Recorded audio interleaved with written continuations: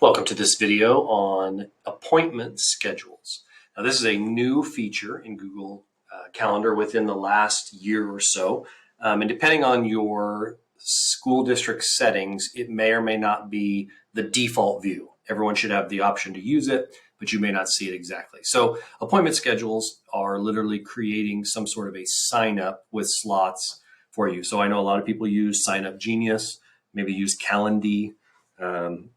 There's lots of different tools out there, but this is one that Google has now built into Google Calendar, which is very useful for most things, especially say parent-teacher conferences, or maybe you're doing some sort of a day where you're meeting with kids like in an IPS setting or whatever it is, and they need to sign up for times or, whatever personal, you've got slots that people are signing up to do different things. So first thing we want to do is change your settings from slots to schedule. So right now, if I click on create, mine says appointment schedule, but yours might say appointment slots.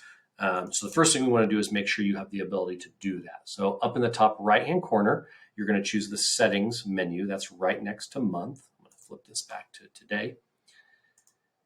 And I'm going to choose settings.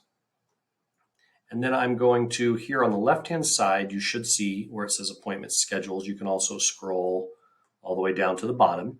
And it says right here, preview the new appointment schedules that will eventually replace slots. So you're going to check this box and to create appointment schedules instead of slots. Notice mine was checked already because I'm using it. So you want to check that box, and then it should pop up and say your settings have changed, and then we'll go back. You might hit refresh just to make sure that those settings take place in your browser. And then we're going to create a schedule. So now I'm going to come up in the top left-hand corner and I'm going to click create. And instead of an event where we might do a reminder, I'm going to switch my view to, let's say, today so we can get this. Okay. Maybe tomorrow we'll give it a little earlier. Okay. Something that's open. There we go. There's Friday the 30th. Okay. So we're going to go, I'm going to appointment schedule, and it's going to walk you through these prompts you'll see here. Okay, and so I'm just going to call this maybe parent-teacher conferences, parent-teacher conference schedule. And this is what people are going to see. You can choose how much. So I'm going to say they have these default ones, or you can choose custom, how long they are. So let's say you've got parent-teacher conferences and they're 15 minutes long each. Then you can choose general availability. So if this is a repeating weekly thing, you see here I can do the different days. I can say unavailable all day, another period, copy all. There's lots of things. Most of the time for like parent-teacher conferences, we would say we do not repeat. And then you can do your date here. Okay, so maybe I'm going to go June 30th, and we'll say I'm going to go 9 a.m. to, let's say we're doing it to 1, just so you can see. Okay. I can also add an additional date. So a lot of times parent-teacher conferences are a night one time and then a morning or an afternoon or whatever it is. So you can add additional times in here. You can do a scheduling window. So you can say like I can do a maximum and minimum booking time for people. So it opens at a certain time. And then you can do a booked appointment. So you can add time between slots. So let's say, for example, I always want to make sure that as a teacher, I've got 5 minutes of buffer time in there. And so what it'll do is it'll go 15 minutes, 5 minutes of space, 15 minutes, 5 minutes of space. So that gives you that run over time. And then you can also limit how many booked appointments you accept, which we all know in parent-teacher conferences is not really a thing. And so then you can also add to check, which you don't, in parent-teacher conference, you don't have to. Change your color, whatever it is. So I'm going to go next. Then it's going to show me here, it's going to show me my picture, which if you got a managed Google account, which everyone does, it'll show you your default picture you've set up there. And then you can choose how and where to meet. So you can say, this is how we're going to meet. It's going to be in person, and we're going to you can put an address down, or it's going to be a virtual or a phone call, or you could say none, we'll do it later. So it depends on what you're doing. This is where you can add a description, maybe parent-teacher conference if you want a link, different kinds of things. This is going to appear on your booking page. And then booking form is what you're going to take from the person. So first name, last name, email are all required. I generally then require maybe like a phone number, or you can do a custom item. So let's say I'm going to do required, just up to you.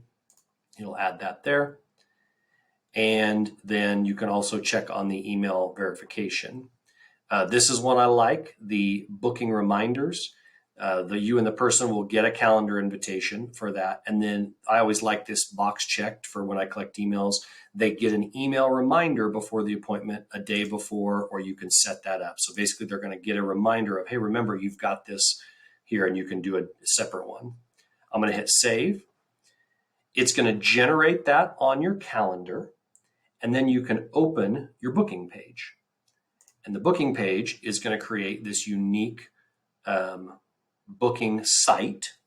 Okay, so I'm viewing it as me right now. I'll show you in a second what other people see. But here I can see then when people sign up, they'll be showing up in these slots. If I look at this booking page, I'm going to view what others see here.